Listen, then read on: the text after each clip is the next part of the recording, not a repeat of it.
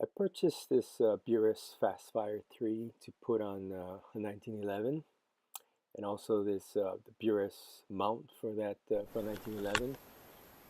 And I started putting it together, and then I found it just didn't fit. When I put the mount on, put the red dot on, I screwed it down, and it's kind of pointing in the air. So there was a gap once you install it in the rear, causing it to tip the front up when you screw it down. So I searched online, went on YouTube, and I couldn't find any videos of anyone putting it on there. So this is when I picked up the camera and I said, "Oh, I might as well start recording this, I guess." Then and there's I couldn't find my feeler gauge, so I used those shims. The shims are a thousandth of an inch, so easily fit two under the rear. So I know that for it to be flush, I'd either have to sand the mount down or take down the slide a little bit. I thought I'd do mostly on the slide and maybe a little on in the mount if need be. It took me about almost an hour, I think, to slowly mark it and file it and mark it and file it and sand it down. So it's going to speed it up in a little while and try and get to the end if we can. But 2,000ths of an inch is pretty tough. I think I went down to, I'm not exactly sure if I remember, maybe 140 grit, 180 grit. And on the sandpaper, the file was just a regular, those mini files. I'm amazed that files still work. I pretty much abused that file building this 1911. It still seemed to work okay. I guess the slide wasn't exactly, round on the top, so the mount actually only rubbed in certain sections. So that's why I used the indicator die and started going at all those sections.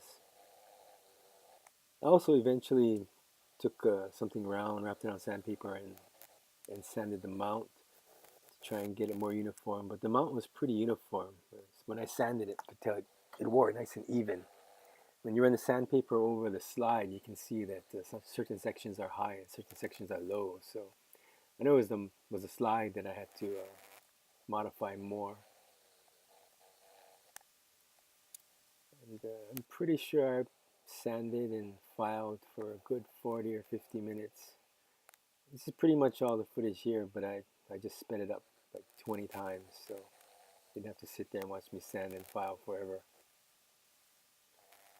Once I started getting close, with the shims, I could tell it was getting tight.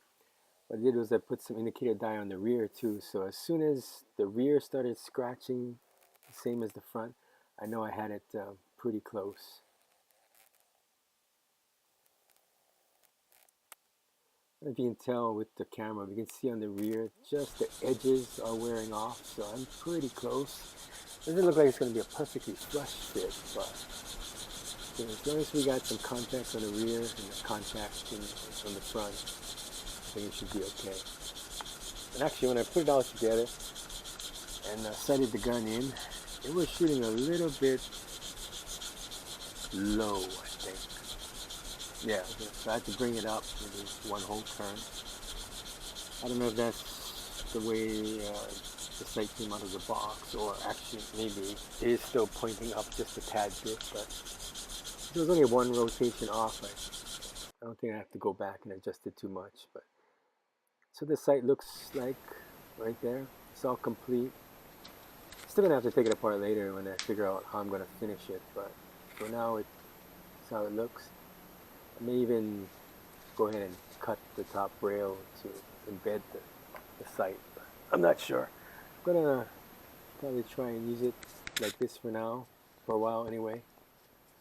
If I do decide to cut the top rail, I guess we'll make another video.